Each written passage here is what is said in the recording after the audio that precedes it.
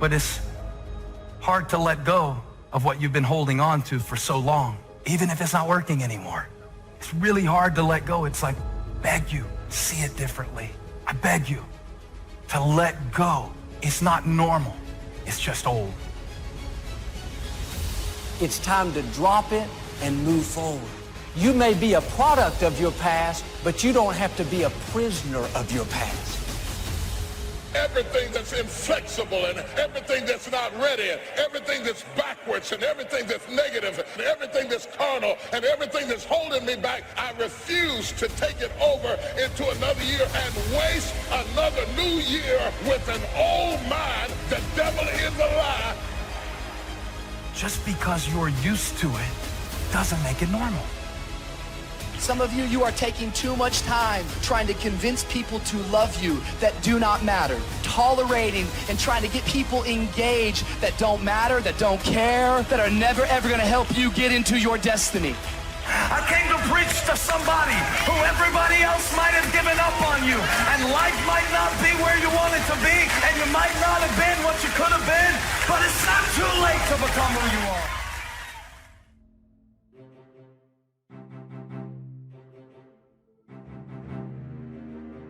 See, many things we don't do because, in fact, we want people to like us. There's some necessary losses in life. When you decide acting in your best interest, you're going to lose some friends. Everybody's not going to approve of you. There's some people that won't like you. Who do you think you are? You're arrogant. What do you think you can do? You're selfish. Thanks, I got that.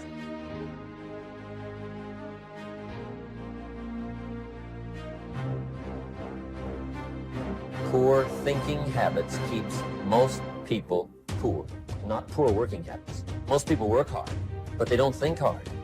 The mind is like a factory, a mental factory, and whatever you think about all day long pours ingredients into this mental factory, and that's what builds the economic, social, financial fabric of your life. As you think, so you become. Program your mind, because all that you will do or not do, have or not have, accomplish or not accomplish, will be a direct derivative of what's going on inside of your mind. So if you don't get clear thinking on an issue, you won't be able to develop in that area. Look at somebody and say, it's time for a change. Well, what stops us? What stops us from making the changes that we need in our behavior, in our situation? It's the mind.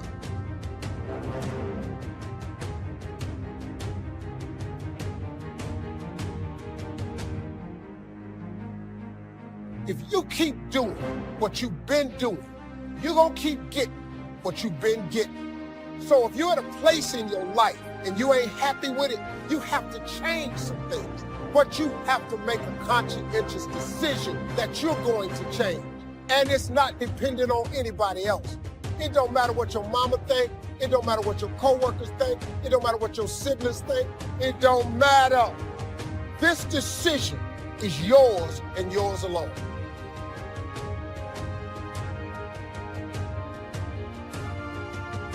People want to know how to stop the laziness, and they want to know how to stop the procrastination.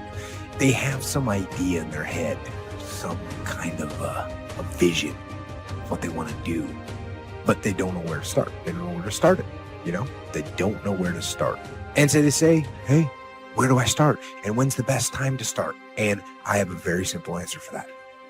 Here and now.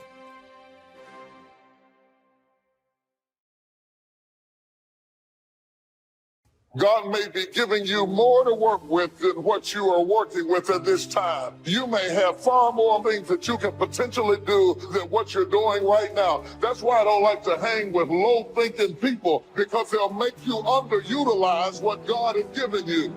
You need somebody to challenge you that you could be doing more than what you're doing right now. You could have more than you have right now, and somebody's got to be bold enough to look you in the face and empower you to go into the enemy's camp and take back what he stole from you.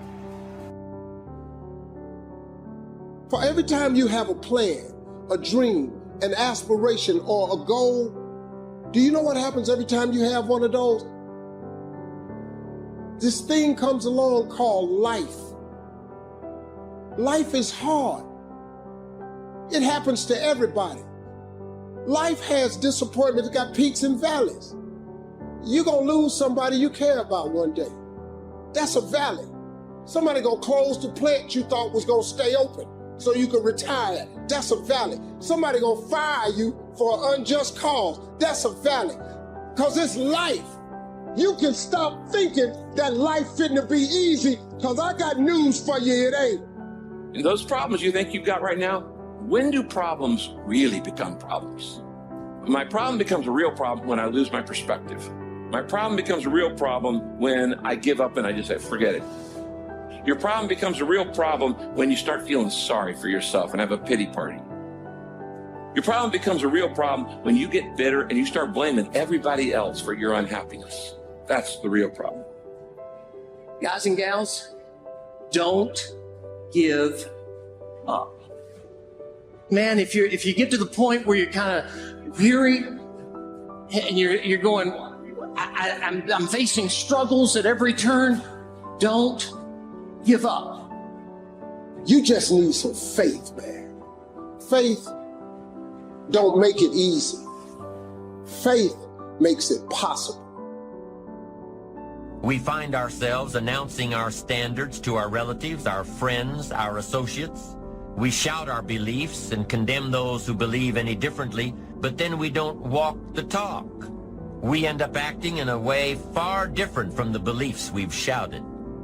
This is inconsistent. This leads to a loss of credibility among those who watch us. And more importantly, this leads to a loss of credibility within ourselves.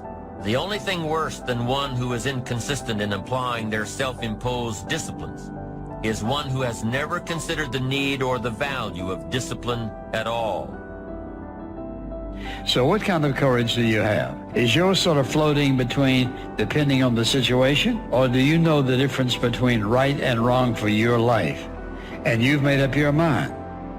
Our mind is the control tower of our life. All of our decisions are there.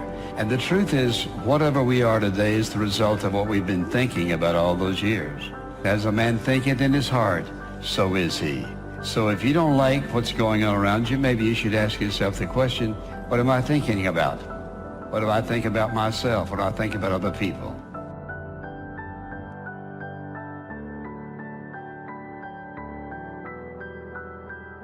I want you to ponder these 4 questions. Here's the first one, and that's why. Why pay the price? Why work this hard? Why go this far? Why try to learn this much? Why try to do it all? Why try to see it all? Why try to have it all? Why study? Why put yourself out? Why try to take on this much responsibility? Why develop yourself to the full? Why try to become all that you can possibly become? Why try to earn as much as you can earn, share as much as you can share, develop every skill you possibly can, see every human you possibly can, go to every class you possibly can, touch everybody you possibly can? Why do that much? Why go that far? Why share that much? Why give that much away? Why try to see everything? Why try to do everything? Why try to become everything? That's a good question, why? And you're the only one personally that can answer that question for yourself. You've got to have your own list of whys. Work on your list of whys. One of the big thrusts for success is to come up with a strong enough why. In leadership training, here's what we learn. If the why is powerful, the how is easy. But if the why isn't strong, if your goals aren't powerful, if the vision isn't clear, the old prophet said, without a vision we die, without a vision we perish, without a dream we're nothing. From the movie The Professionals, it said, we joined because we believed. We stayed because we were committed. We left because we were disillusioned, but we came back because we were lost. Without a dream, we are nothing. I'm asking you to sit down with your family and develop a dream strategy. I'm asking you to make a list of what you want. What kind of health do you want? What kind of skills do you want? What kind of income do you want? What kind of gifts do you wish to bestow? What kind of power would you like to have? What kind of influence would you like to have? I'm asking you to go home and work on the why. I'm asking you to have a vision. Now, here's number 2. Here's another good answer to why. It's the second question. Why not? Why not see how much you can earn? Why not see how much you can learn? Why not see how many skills you can develop?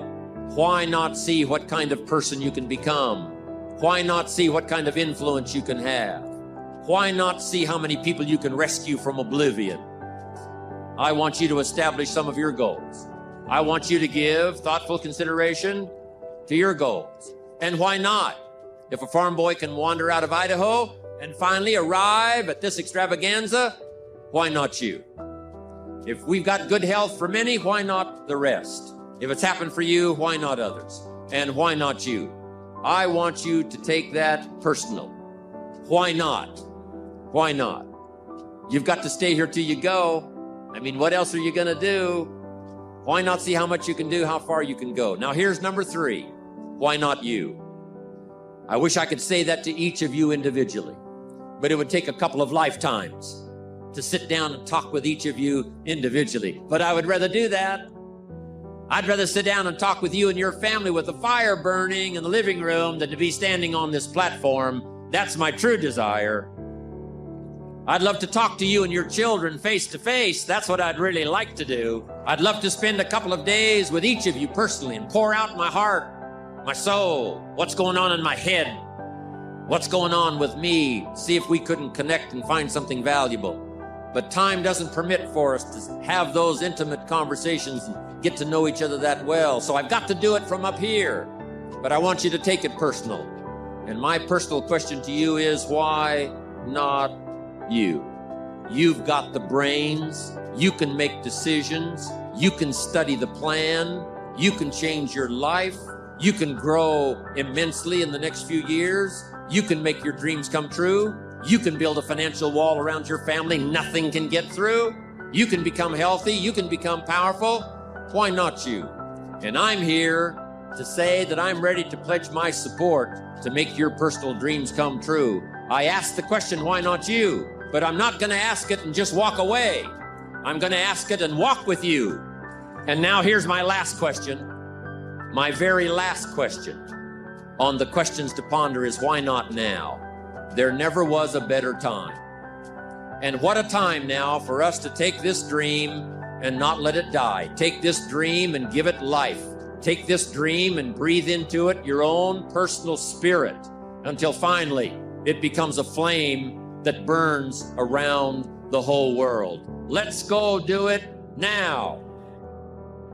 What we think about is really what controls us. This is a control tower, that everything else is a result of how we think. And we can't control everybody else in control of all of our circumstances, but we are going to respond to circumstances in one way or the other. And so what you have to ask is this: what is it that determines what I think? This mind of yours controls everything else in your life. Are you satisfied with your life as it is? Are you? Is your life giving you what you want?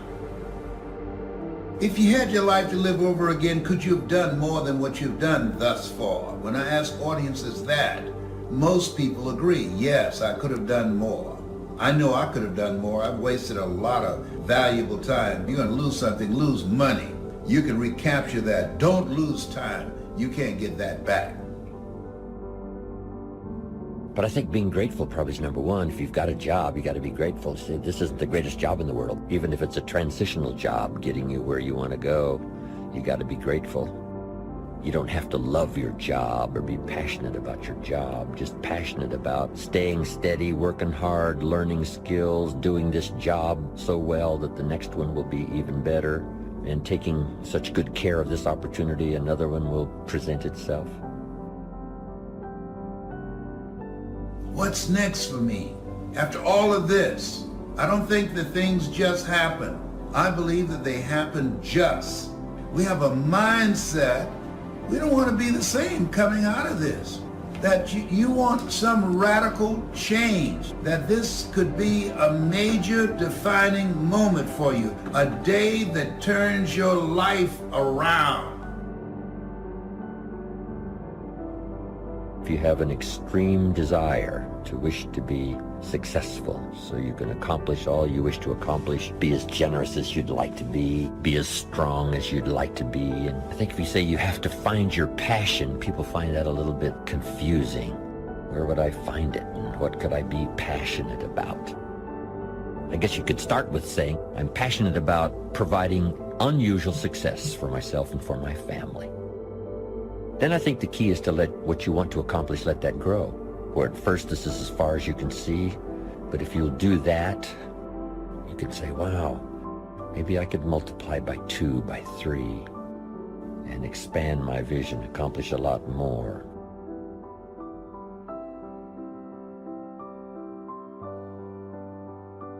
It's not what happens that determines the major part of your future. It's not what happens. What happens, happens to us all. The key is what you do about it. It's not what happens, it's what you do about it. And he said, if you will start that process of change, do something different the next 90 days than you did the last 90 days, like picking up the books to read. Do something different, like the new health disciplines, relationship with your family, whatever it is, doesn't matter how small it is. If you'll start doing different things with the same circumstances, since we cannot change the circumstances, but we can change ourselves. We can change what we do. Then he gave me another secret to success when he said, what you have at the moment, Mr. Rohn, you've attracted by the person you've become. What you have at the moment, you've attracted by the person you've become. Few little simple principles here. Once you understand these, it starts to explain so much. Now, sometimes it's a little tough to take, blaming yourself instead of the marketplace, taking responsibility instead of putting it off on someone else. That transition sometimes is a challenging mission. And this one was a little tough for me. He said, Mr. Rohn, you've got pennies in your pocket, you've got nothing in the bank, the creditors are calling, you're behind on your promises. And he says, here's how that occurs. You've attracted, up until now, you've attracted the things to you because of the person you've become. Now I said, well, how can I change all that? He said, very simple. If you will change, everything will change for you. You don't have to change what's outside. All you've got to change is what's inside. To have more, you simply have to become more. And then he said, don't wish it was easier, wish you were better. Don't wish for less problems, wish for more skills. Start working on yourself, making these personal changes. And he said, it'll all change for you. I got a telephone call 5 years ago. Company said, we're ready to expand internationally, we need some help. I was sort of semi-retired, looking for the next exotic beach. They said, no, Mr. Rohn, we got a project for you. We're going to expand internationally, we could use your help. Next little while, we'll add some millions to your fortune, make it worth your while. I said, okay. I thought later, isn't that interesting that they called me? My second thought was, of course they'd call me. Who else would they call? I mean, I can get the job done. Now, how come I got a telephone call worth millions? I had become valuable. Now, I'm a farm boy from Idaho. I was raised in obscurity. 1 year of college, and I thought I was thoroughly educated. Made all kinds of mistakes galore. At age 25, the creditors are calling me saying, hey, you told us the check was in the mail. I got pennies in my pocket. I got nothing in the bank. I'm behind on my promises. How come I get a telephone call 5 years ago and it's worth millions? I changed. I turned my life around. Is it possible to become worth millions? Speaking economically, now there's a lot of values to become, but let's just talk economics. Is it possible to become that valuable? And the answer is, of course. Now let me give you the secret. Shoaff said, here's the secret, Mr. Rohn. Learn to work harder on yourself than you do on your job. Once I got that, it turned my life around. Learn to work harder on yourself than you do on your job. He said, if you work hard on your job, you'll make a living. If you work hard on yourself, you can make a fortune. If you would have known me at age 25, you would have said, Jim Rohn's a hard worker. If you'd have known me, you'd have said that. I'm the guy, I don't mind coming a little bit early, staying a little bit late, I don't mind that. You'd have said, well, Jim Rohn's a hard worker. You say, well, how come he's got pennies in his pocket and nothing in the bank and behind on his promises? Well, I was a hard worker, but I was working hard on my job, not on myself. I'm telling you, if you'll learn that simple little principle and start the process today, latest tomorrow, I'll give you tonight to think it over. And start this whole process of personal development, work on yourself, make yourself more valuable to the marketplace. I'm telling you, you can so dynamically change your income, and economics is the least of the values that you can start earning in terms of equity if you'll start working harder on yourself than you do on your job. Work hard on yourself and develop the graces. I'm telling you, your whole life can explode into change. Promotions, no problem. Becoming more valuable to the company, I'm telling you, no problem. Money, no problem. Economics, no problem. Future, no problem. If you just go to work on the right thing. Not get things out there to change. Don't try to change the seed. Don't change the soil. Don't change the sunshine. Don't change the rain. Don't change the mix of seasons. Let the miracle of everything that's available work for you, and start working on the inside. Work on your philosophy. Work on your attitude. Work on your personality. Work on your language. Work on the gift of communication. Work on all of your abilities. And if you'll start making those personal changes, I'm telling you, everything will change for you.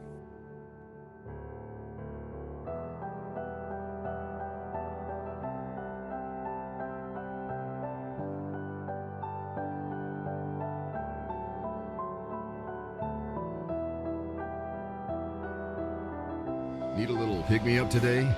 Welcome to the new Fresh Motivation app, where you'll find daily motivation, daily quotes. Listen to your favorite speeches in the background or with a black screen, so nothing interrupts your motivational moment, where you can create your personal profile, create playlists of your favorite speeches and quotes, add personal notes, and start setting goals. Fresh Motivation, the home of motivation. Get it now for free on Google Play.